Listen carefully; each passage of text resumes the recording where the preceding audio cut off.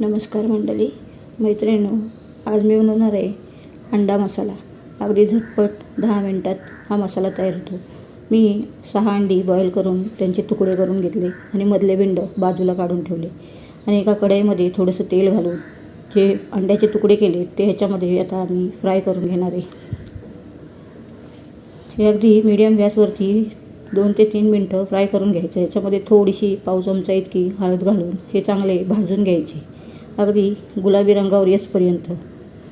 अगदी हलक्या गुलाबी रंगावरती आल्यानंतर मग हे काढून घ्यायचे। ही भाजी खायला खूप छान लागते, टेस्टही खूप छान येते अंडी भाजून घेतल्यामुळं। नंतर त्याच कढईमध्ये मी एक पळी तेल घालून घेतलं, 2-3 लसणाच्या पाकळ्या बारीक चिरून घालून घेतल्या। लसूण चांगली फ्राय झाली की मग त्याच्यामध्ये एक बारीक चिरलेला कांदा घालून घ्यायचा। कांदा अगदी गुलाबी रंगावर येईपर्यंत परतून घ्यायचा। कांदा चांगला परतून झाल्यानंतर मग ह्याच्यामध्ये आता मसाल्यामध्ये मी हळद घालून घेणार आहे आणि चवीनुसार मीठही घालून घेणार आहे आणि अर्धा ते 1 चमचा ह्याच्यामध्ये धना पावडर घालून घ्यायची आणि हे सर्व चांगलं एकजीव करून घ्यायचं। सर्व एकजीव करून झाल्यानंतर याच्यामध्ये एक बारीक चिरलेलं टोमॅटो घालून घ्यायचं। टोमॅटो आणि कांदा चांगला परतून घ्यायचा। त्याच्यावरती 1-2 मिनटं झाकण ठेवून घ्यायचं। 2 मिनिटानंतर झाकण काढून घ्यायचं। टोमॅटो अगदी चांगल्या प्रकारे शिजलं गेलेलं असतं।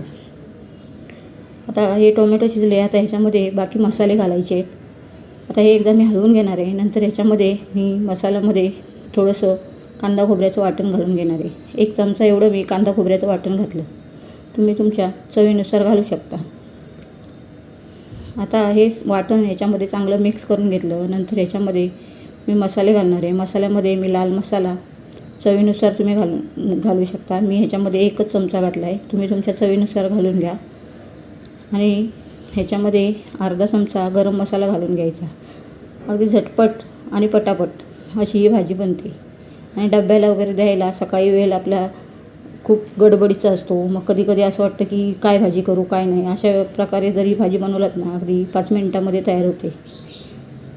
तर ह्याच्यामध्ये मी थोडंसं पाणी घालून घेतलं आणि सगळे मसाले चांगले एकजीव करून घेतले। नंतर त्याच्यामध्ये जे अंड्याचे बिंड काढून घेतले होते ते घालून मिक्स करून घेणार आणि नंतर जी अंडी मी फ्राय करून ठेवली होती तीही याच्यामध्ये घालून ही चांगलं फ्राय करून घ्यायचं। ह्याच्यामध्ये पाणी खूप नाही घालायची, थोडंसं पाणी, जेणेकरून मसाला सर्व अंड्यांना चांगल्या प्रकारे लागला जातो। अशा प्रकारे 1-2 मिनटं ही अजून शिजवून घ्यायची। आता झाली रेडी। अशा प्रकारे एकदा नक्कीच बनवून बघा आणि रेसिपी आवडली तर लाईक, शेअर, सबस्क्राईब करा। धन्यवाद।